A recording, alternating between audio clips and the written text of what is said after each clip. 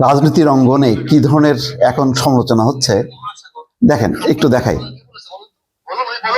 আওয়ামী লীগের সঙ্গে যে বিদেশ ভ্রমণে যায় সে আওয়ামী লীগের দোষর। তাহলে বিএনপির সঙ্গে যে দুইটা মন্ত্রী নেয় সে বিএনপির দোষর না? একজনকে খাম্বা বলে গালি দিবেন আপনারা, তাহলে লাম্বা দুর্নীতির মহাসাগর নিজের খাম্বা তারিখ বলেন, কে বলেছে বলুন তো, বলুন উনি বলুক এখানে। আওয়ামী লীগের সঙ্গে যে বিদেশ ভ্রমণে যায় সে আওয়ামী লীগের দোষর। তাহলে বিএনপির সঙ্গে যে দুইটা মন্ত্রী নেয় সে বিএনপির দোষর না? একজনকে খাম্বা বলে গালি দিবেন আপনারা, তাহলে লাম্বা দুর্নীতির মহাসাগর।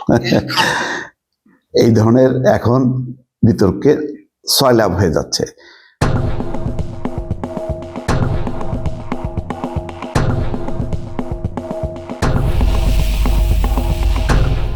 একটা হলো মাঠে ময়দানে তো চলছেই তর্কযুদ্ধ, এখন টক শো গুলোতেও ব্যাপকভাবে সমালোচনা হচ্ছে। সমালোচনার একটা বিষয়ে দুই পক্ষই কিন্তু বেকায়দায় আছে, বিএনপিও জামাতও। কিরকম?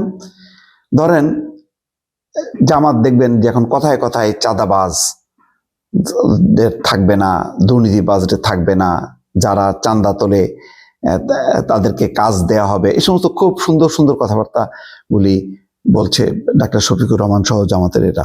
এনসিপিও তো খুব একবারে মানে চাঁদাবাজ বিরোধী, 12 তারিখের নাকি শেষ হয়ে যাবে। আবার বিএনপিও স্বাধীনতা মুক্তিযুদ্ধ নিয়ে তাদেরকে খোঁচা দিচ্ছে, দাঁড়িপাল্লায় ভোট দিলে জান্নাতের টিকিট পাওয়া যাবে, ধর্মের অপব্যবহার করছে, এই কথাগুলো বলছে। কিন্তু সমস্যা লোকে জানেন, এই দুইটা দল দীর্ঘদিন একে অপরের মিত্র ছিল, দীর্ঘদিন। এমনকি জামাতের যখন নাকি নেতাদেরকে একে একে ফাঁসিতে ঝুলানো হচ্ছিল, তখনও কিন্তু তারা বলছে যে যেভাবে করা হচ্ছে এটা বিতর্কিত, এই ট্রাইব্যুনাল বিতর্কিত, সুতরাং এই বিচারটা সঠিক না। তারা প্রতিবাদ করেছে। এখন জামাত ক্ষুব্ধ যে এই প্রতিবাদ হয়তো জোরালো না, কিন্তু প্রতিবাদ তো করেছে, যুদ্ধাপরাধের বিচারেরও প্রতিবাদ করেছে। সবচেয়ে বড় কথা হলো বিএনপি স্বাধীনতা মুক্তিযুদ্ধের পক্ষের দল। তারা বলে তাদের প্রধান এক বীরুত্তম এবং সর্বোচ্চ খেতাবধারী, এই ব্যাপারে তো কোনো সন্দেহ নেই, স্বাধীনতার ঘোষক বলা হয়। এই দল কিন্তু আবার লম্বা সময় ধরে তাদের সঙ্গে জোটে ছিল, একসঙ্গে ছিল, সঙ্গী ছিল একেবারে। বলা হয় না বিএনপি জামাত জোট, বিএনপি জামাত জোট, এই কথাই তো শেখ হাসিনার বক্তৃতার মধ্যে বিএনপি জামাত কেন বলে? কারণ এই দুটি দল আন্দোলন করেছে, সংগ্রাম করেছে, এমনকি সরকারও করেছে।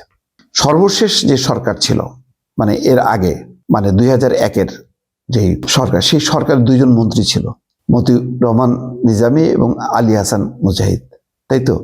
একজন ছিল কৃষিমন্ত্রী, আরেকজন ছিল সমাজ কল্যাণ মন্ত্রী, এবং শেষ সময় পর্যন্ত ছিল তারা। তো তাহলে বিএনপি যে এখন এত খারাপ, তাহলে এই খারাপের সঙ্গে জামাতের অংশগ্রহণ কেন ছিল? জামাত তো দুর্নীতি, লুটপাট, চাঁদাবাজ এই সমস্ত অভিযোগ করে তো বেরিয়ে আসতে পারতো, বেরিয়ে আসছে? বেরিয়ে আসেনি। এটাকে বলা হয় মুনাফিকি। ওই সময় পুরো সুবিধাটা তারা নিয়েছে, বরং ওই সরকারি সুবিধাগুলো নিয়ে তারা প্রশাসন ভেতরে ঢুকেছে, প্রচুর তাদের লোককে নিয়োগ দিয়েছে। সেগুলো তো বিএনপির লোকরাই বলছে।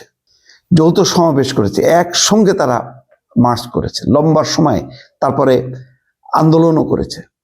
এখন এই দুই দল যখন নাকি একজন আরেকজনকে সমালোচনা করে বা খারাপ কথা বলে, তখন কিন্তু ওই আলোচনাগুলি আসে। তাহলে খাম্বা হইলে তাহলে লম্বা, তাই একসঙ্গে থাকা যায় মন্ত্রিসভায়। আবার মানে আওয়ামী লীগের সঙ্গে হইলে দোসর বলা হয়।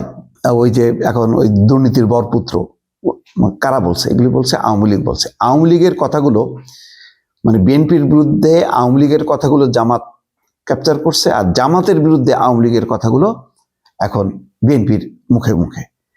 তো দুইটা দলই কিন্তু এখন সত্যিকার অর্থে বেকায়দায় আছে, কারণ দুই দল মানে কার্যত, যেহেতু তারা লম্বা সময় ধরে আন্দোলনের সঙ্গী, সরকারের সঙ্গী, নির্বাচনের সঙ্গী ছিল। ঐক্যফ্রন্টেও তো তারা ধানের শীষ মানে 18টা বোধহয় ধানের শীষ দিয়েছে জামাতকে। এই 18 সালের নির্বাচনও ধানের শীষ নিয়ে তারা নির্বাচন করেছে। তাহলে কতটা তারা একাত্ম। তো সেই দল এখন যেহেতু নির্বাচন করছে, একজন আরেকজনের বিপক্ষে কথা বলছে, বিপক্ষে কথা বলতে যে মানুষ অবাক হচ্ছে যে কি রে, বিএনপি জামাতের বিরুদ্ধে কি বলে, জামাত বিএনপির বিরুদ্ধে কি বলে।